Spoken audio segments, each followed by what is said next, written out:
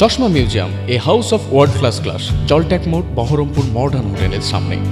ছাত্রছাত্রীদের মারধর এবং স্কুলে বর্ধিত ফিজ নেওয়াকে কেন্দ্র করে ভাঙা হলো পুলিশের গাড়ি। স্কুলে ভর্তির জন্য নেওয়া হচ্ছে অতিরিক্ত টাকা এবং তা দিতে অস্বীকার করায় স্থানীয় পঞ্চায়েত প্রধানের ভাই কিছু ছাত্রছাত্রীকে মারধর করেছেন। এই ঘটনার প্রতিবাদে ছাত্রদের বিক্ষোভে সোমবার উত্তাল হয়ে উঠল মুর্শিদাবাদের সাগরপাড়া থানার খয়রামারি হাই স্কুল। বিক্ষোভের সময় ছাত্রছাত্রীরা দীর্ঘক্ষণ গ্রামের রাস্তা ও ধনিরামপুর দমকল রাজ্য সড়ক অবরোধ করে রাখেন। সাগরপাড়া থানার পুলিশ ঘটনাস্থলে পৌঁছে পথ অবরোধ তুলতে গেলে উত্তেজিত ছাত্রছাত্রী পুলিশের একটি গাড়ি ভাঙচুর করে। শুধু তাই নয়, বিক্ষোভের সময় ছাত্রছাত্রীরা স্কুলের দরজায় তালা লাগিয়ে দেয়।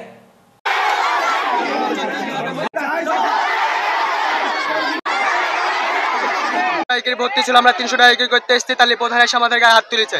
আমাদের গায়ে প্রধান হাত তুলবে কেন? জবাব চাই, জবাব চাই।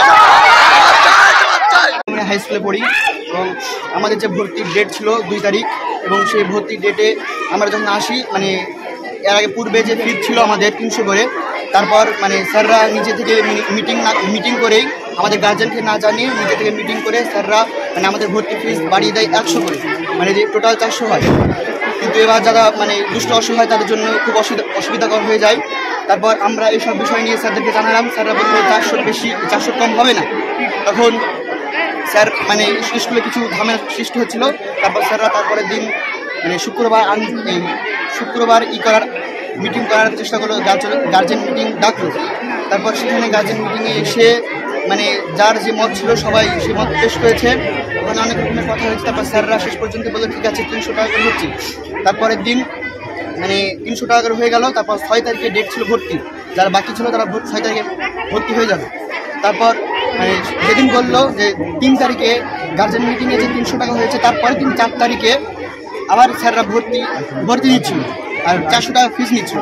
তারপর এখানকার হয়তো কিছু স্টুডেন্ট আর কিছু বাইরেকার মানুষ বলেছে যে কালকে তো মিটিংয়ে হলো যে 300-র বেশি ফিস করবেন না, আবার আপনি কেন করছেন? তারপর হয়তো স্কুলের সভাপতি কিংবা কোনো স্যারকে ফোন করে প্রধানকে ডেকেছে। প্রধান এসে মানে কোনো কিছু বলেনি, প্রধানকে গালটাল কিচ্ছুই যায়নি। প্রধান এসে মানে অনেক খারাপ গালিগালাজ করে এখানকার মানুষকে গায়ে ডাইরেক্ট হাত তুলেছে, প্রধান মেরেছে। তিনি মারেননি, প্রধান বিশ্বাস গাল দিয়েছে এবং প্রধানের ভাই তার গায়ে হাত তুলেছে। প্রধান সাথে ছিল, কিচ্ছু বলেনি, চুপচাপ দাঁড়িয়েছিল, গাল দিয়েছে, বলছে মার। আমরা প্রধানের বিচার চাই। আরও অনেক কিছু আছে এখানে।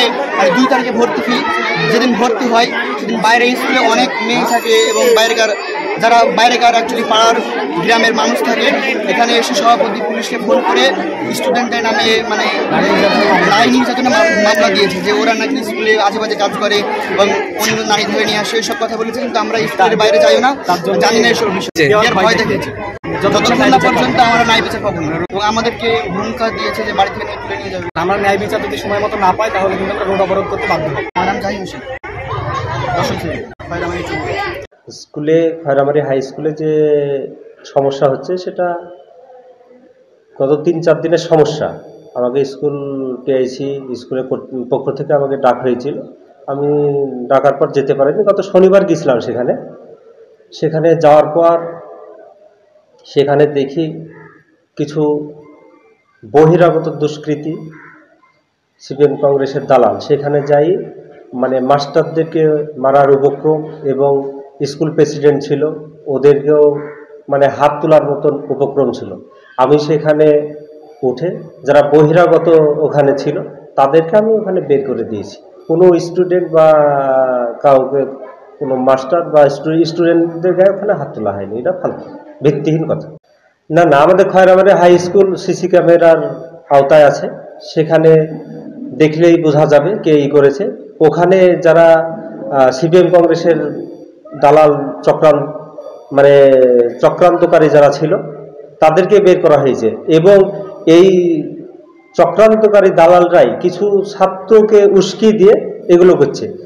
যারা রীতিমতো মানে শব্দ উচ্চারণও করতে পারে না, তারাও ওখানে এসে বলছে প্রধান সাহেবকে ডাকতে হবে, ক্ষমা চাইতে হবে। এগুলো পুরো প্ল্যানিং ভাবে চলছে, সিপিএম কংগ্রেসের প্ল্যানিং। তাদের দালালি চলবে না, আমাদের দলীয়ভাবে তাদের চিহ্নিতকরণ করা চলছে। দেখি কতটা সেটা তো সম্পূর্ণ ভিত্তিহীন।